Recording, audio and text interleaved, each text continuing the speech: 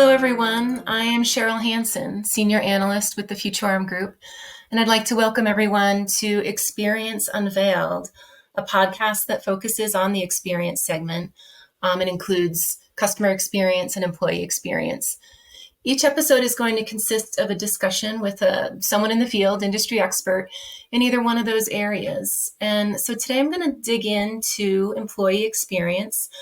As an analyst in this space, I have always considered, and I do personally strongly believe in the strong tie between employee experience and customer experience. You simply cannot provide a great customer experience if your employees are struggling, if they're not well supported, if they're disengaged. So, coming out of the pandemic, there was this heightened focus and interest in employee experience and its supporting technologies. Companies were struggling with retention and recruitment. There's economic volatility, and fluctuating labor trends. And so these technologies that people were starting to investigate were things like employee feedback and voice of the employee, performance and development, communications tools, taking a hard look at your digital employee experience, and solutions to support, well-being, community, and culture. And it also includes rewards and recognition, which is something that we're going to be talking about today. So, there have been some good gains and interest in employee experience, but it does remain a bit to be determined if that enthusiasm is going to keep building. And one of the keys to keeping this momentum going is going to be proving to organizations how investing in these technologies, it's not just going to make for happier employees, that it's going to help their bottom line. So today I'm welcoming Workhuman President Tom Libretto for a chat on this topic and to talk about why it's so important to be making these investments in employee supporting technologies. So Tom, thanks so much for being here. Thanks, Sherril. It's a pleasure to be here with you today. Yeah. So let's dive right in.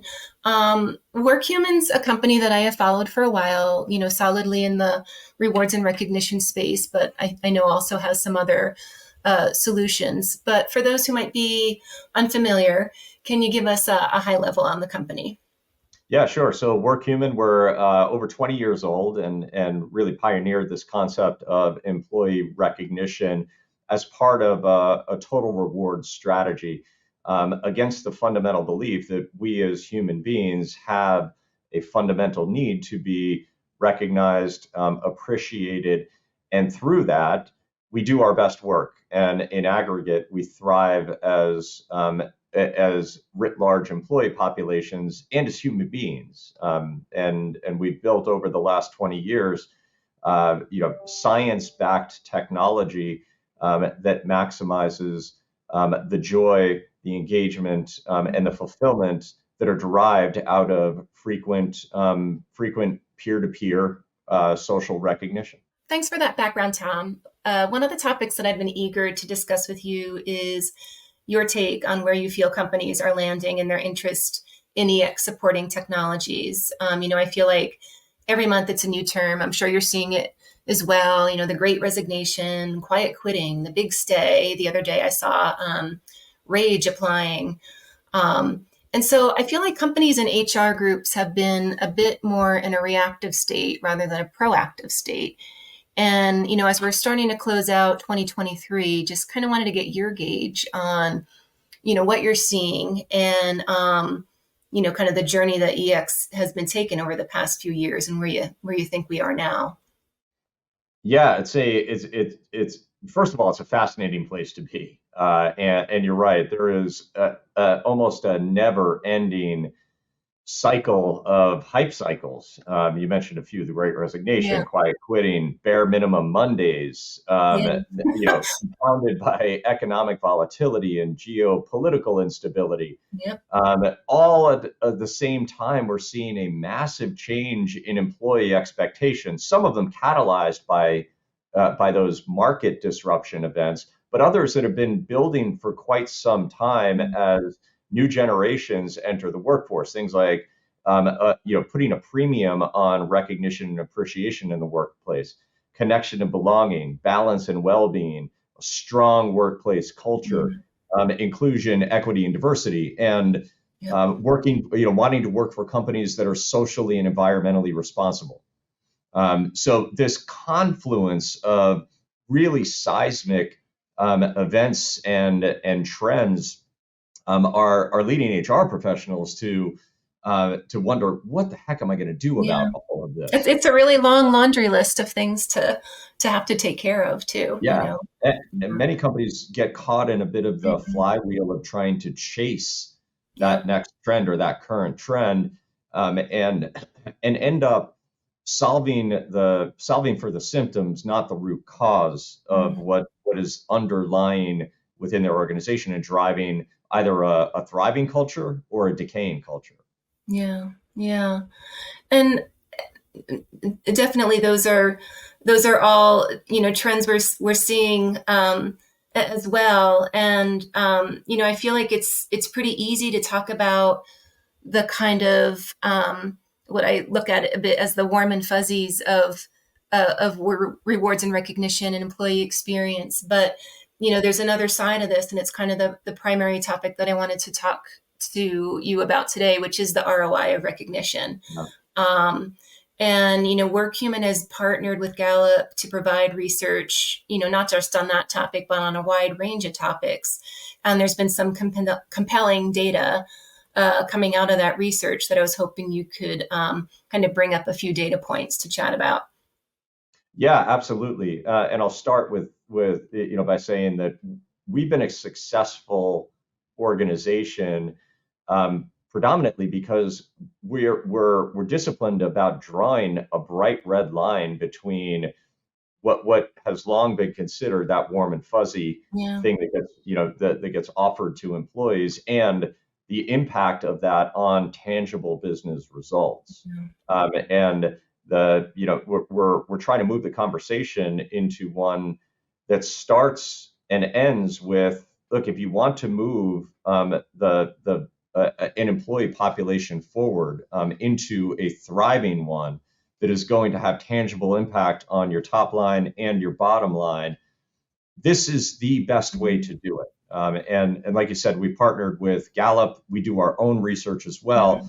and it unearths all sorts of evidence around why investments in strategic rewards and recognition and pervasive gratitude across an employee base are a much better investment in a lot of cases than other technology or program investments in an HR leadership team Mhm. might make, or a company might make in general.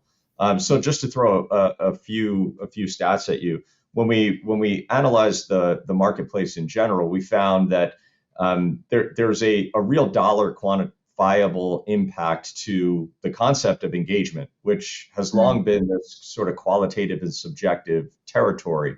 Right. Um, but for example, the organizations or employees that strongly agree that their organizations are great places to work, which is an indicator of their engagement with that company's culture and their business, are 5 times more likely to say that when they are recognized, when they feel Mhm. connected to that company's culture. They're 4 times as likely to be engaged in their work every single day.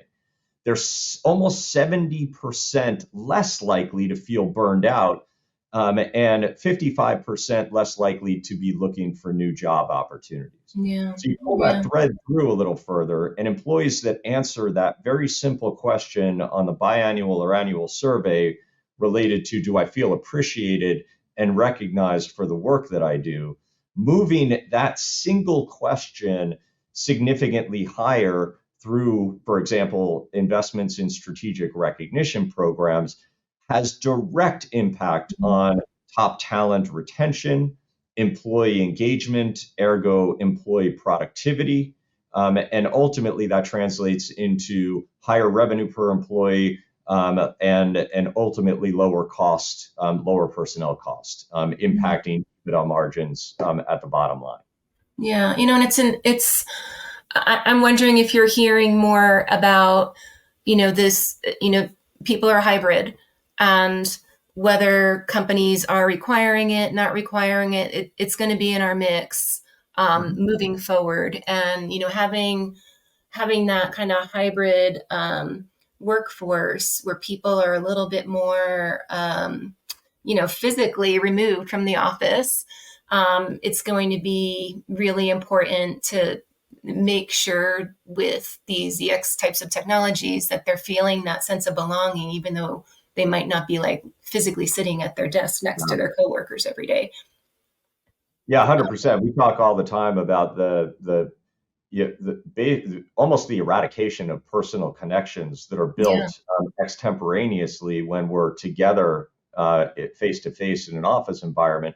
You think about the younger populations in the workforce, as you know, the not to age myself, but yeah, it's been a long time. But when I yeah, first started, in a business environment as an early worker, the relationships I formed with my coworkers were of tremendous mhm. value, and both personally and professionally. And with that And now, and still now, you carry those relationships with you throughout your career, and so it's a really important factor for people to think about.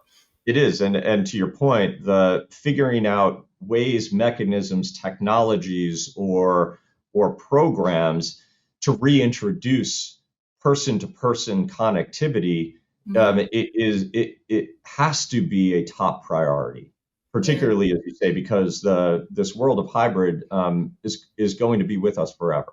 right, right. Another piece of data that stood out to me in some other research that was published with Workhuman and Gallup was that only about, I think it was 34% of employees are saying that their employer has a formal recognition program. So, work to be done on in that area on adoption.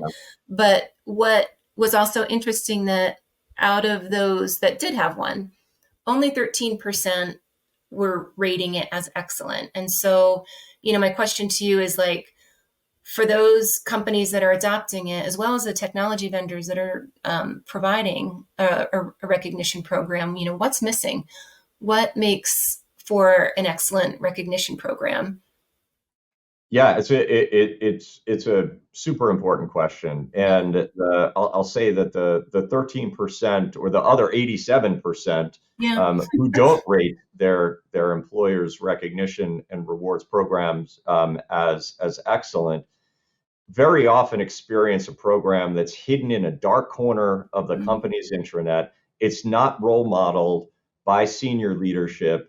It's not communicated robustly and regularly to employees until it becomes muscle memory, and therefore it mm, never does.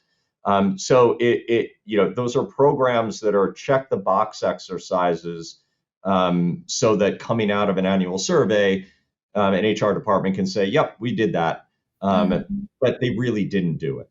yeah, Those programs that are designed from the start to catalyze and support the company's values, and then are executed and evidenced every single day, are the ones that are designed for results from the get-go, and they have senior leadership buy-in. They're role modeled by leaders across the organization, and it becomes part of the day-to-day operation of the mhm, company. And when that happens, that's when those hockey stick impacts yeah. on employee engagement, well-being, connectiveness, all take root. Yeah, it's really important to have those systems like right in an employee's workflow. And Yeah. that's definitely a big issue that we're seeing, not just for our rewards and recognition program, but any of these employee facing technologies that are being implemented, that they do get a little bit dusty if you don't have support from multiple levels kind of helping to keep raising it up. um, Yeah, 100%. yeah. And so uh, the last thing I really wanted to chat with you about, and that I thought was super interesting, was this announcement that Workhuman made this past fall about something called the Workhuman ROI Guarantee. So I was hoping you could give some color to that. and why it was something you decided to offer. Yeah, look, we for a long time, as evidenced by the Gallup research that we collaborated on, are big believers, not just believers, but we prove time and time again that recognition does deliver these Mhm. types of measurable and quantifiable results. So we took it a step further and offered to the market a guarantee that puts our fees at risk if we're unable to prove to a specific client that we have moved the needle on Right. these predefined measurable impact results. And the putting that into the marketplace has been tremendous for us. We've got a lot of great reaction, a little bit of controvery as people are like I was, scratching their head on I can what. only imagine. So yeah. Um, but we so deeply believe Yeah. that investments in this area result in these sizable outcomes, and that we in many ways uniquely can prove that with a robust data and analytics capability that we've Right. built over those 20 years, that we were willing to offer this to the marketplace, Yeah. and change the conversation about it. Yeah. And that kind of touches on my last question, which is kind of around the increasingly crowded employee experience technology field. The EX technology ecosystem, like I pointed out at the beginning, there's a lot of different, as we view it, a lot of different segments in there. And there's, companies that focus maybe just on one, or companies that try to do all of it. And then, now I feel like you also have the larger human capital management companies of the world that might offer a tiny little application. And now they're positioning themselves as employee experience companies. And so, do you feel this ROI guarantee helps to somewhat as a differentiator in a crowded field? And you mentioned maybe it could even be like a catalyst to help move the market forward, or is it kind of an attention getter for C-level executives, or all of the above? Yeah, Probably not. definitely, definitely all of the above. We Yeah. think about it sort of equal parts education, Yeah. and changing the dialogue from Mhm. the check the box exercise, and we can claim victory because we address this Yeah. employee need or want, to something that is more fundamental around about moving a business forward, Yeah. with quantifiable impact that CEOs and CFOs and COOs and CHROs will understand and be able to use to validate investments in something like rewards and recognition versus other things that are more subjective. It's Right. also, equal parts a challenge to the market, to think more strategically and quantifiably about the outcomes that they purport to drive. Mhm. And last but not least, very much a differentiator. As I mentioned, Mhm. we've invested um, huge sums of money in a data and analytics capability that we provide with our product and service to our customers, that allow them to tap into all manner of correlative analysis to Mhm. different types of data and business outcomes that they're trying to drive. And this Yeah. was a way to crystallize all of that into a market offer. Yeah, that data is key. And what we've also been seeing is it really helps CHROs or other similar types of roles kind of get a seat at the table, Yeah, um, when they have this data to present upwards to people. So, and absolutely. which also helps move the strategy of EX forward. Yeah, it's been a long time since a Yeah. CHRO has been able to go forward with an investment ask that is backed by science-based evidence Mhm. around the different needles that they can move within their organization. Right, right. Well, Tom, this has been a great discussion. Nice to meet you and to chat about this important topic. I'm going to be really eager to see how things shape up in 2024. Yeah, thanks, Cheryl. It's been a great experience talking to you, and I can't wait for the next one. Yeah.